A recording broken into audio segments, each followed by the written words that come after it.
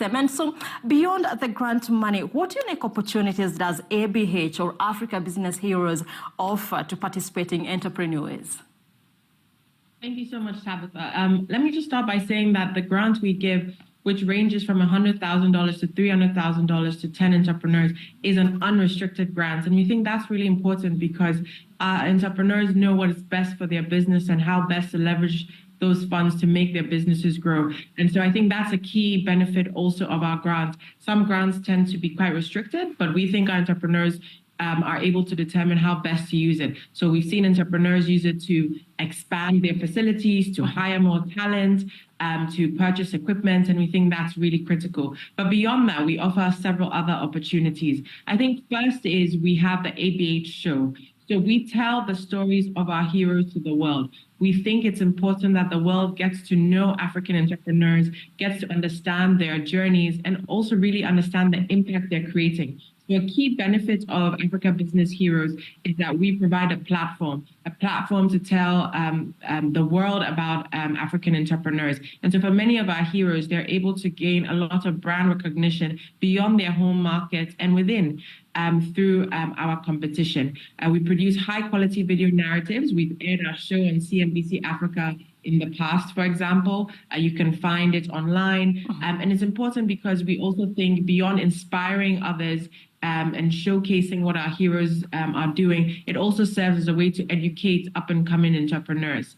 And so beyond the grant, beyond the show, there are other key benefits we provide. We provide a community. We know that entrepreneurship can be a very lonely journey at times. And ABH provides a community of like-minded entrepreneurs, mentors, investors, other business professionals who can help guide our entrepreneurs. We've seen how our entrepreneurs, our heroes, collaborate with each other, provide peer-to-peer learning, support, and we think that's really, really critical and important. And we provide opportunities for our heroes to connect with each other. So just as an example, this year we're taking all our past top 10 heroes from the last 5 years to Hangzhou, to Alibaba's headquarters, to engage with the Alibaba ecosystem, to learn from it, but also to engage with each other, to receive training and mentorship, to engage with investors, Chinese entrepreneurs. And that's a very tangible example of what ABH offers.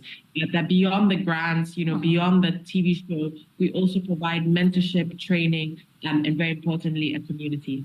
Yes, Zahra, I agree with you. Quite a lot happening in that space. And then one might want to understand or seek to get an answer to what kind of businesses or innovations that you're particularly looking to support through this competition. Thank you for the question. I think the great thing about ABH is that we are sector agnostic.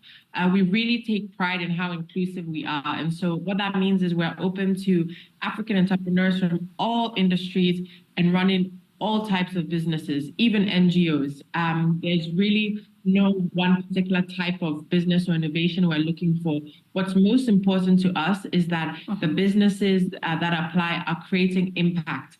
And so that means that they are solving a very pressing problem in a way that's sustainable and in a way that bring some innovation. So there's some competitive advantage in whatever solution or service they're providing. What's key for us is the impact, but in terms of the type of business, we're really open. Yeah, and I see that looking at your website, the business needs to have like a 3 years record, right? Yes. So in terms of the requirements, as I mentioned, we're sector agnostic, but for us, it is important that the applicant needs to be the founder or co-founder of the business. The applicant needs to be African or of direct African descent. And the business needs to be a legally registered entity that is operational in Africa and headquartered in an African country. It's really important for us that the impact is in Africa.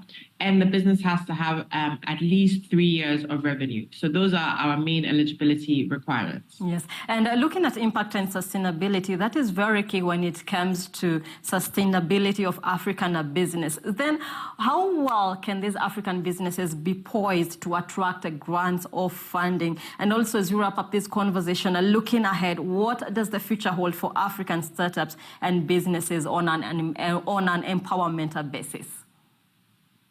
Great. I would say, the future is bright. We are seeing at Africa Business Heroes increase in the quality of entrepreneurs that are applying year in and year out. In our first year, we had about 10,000 entrepreneurs apply. Last year, we had 27,000. And the quality is also improving. And I think that the future is bright because as more and more Africa is home to the youngest population, and as more and more young people get to the stage where they're graduating, they're looking for opportunities, I think there's a lot of room and space for entrepreneurs to apply what they are learning to the problems that we're facing as a continent, and we're not short of them. And so I think there's a lot of room and growth. The ecosystem is also developing, it's growing, we're attracting more funding and investment. So I think that there's a lot of room for young entrepreneurs to grow and support for them to gain.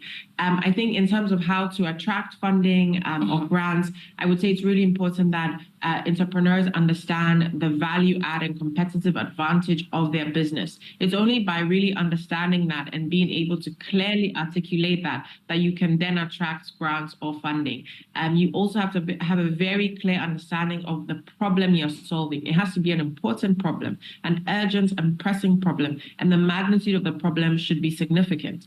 When you understand that and you understand what the pain points of your customers are, and you're able to articulate that, you are better able to convince someone that your business or those solution or service you have is worthy of grants or a fund. Also networking, it's not for no reason people say your network is your net worth.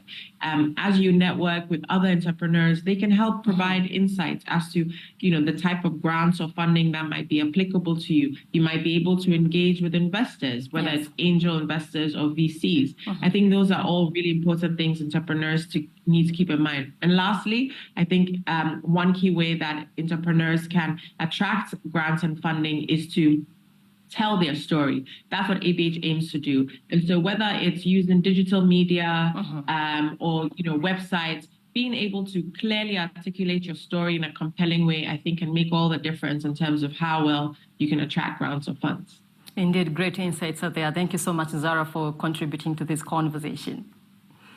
Zahra Baitie-Boateng, they are MD Africa Business Heroes on the entrepreneurial ecosystem. That conversation takes us to our very first commercial break right here on Closing Bell East Africa. We'll be right back with more.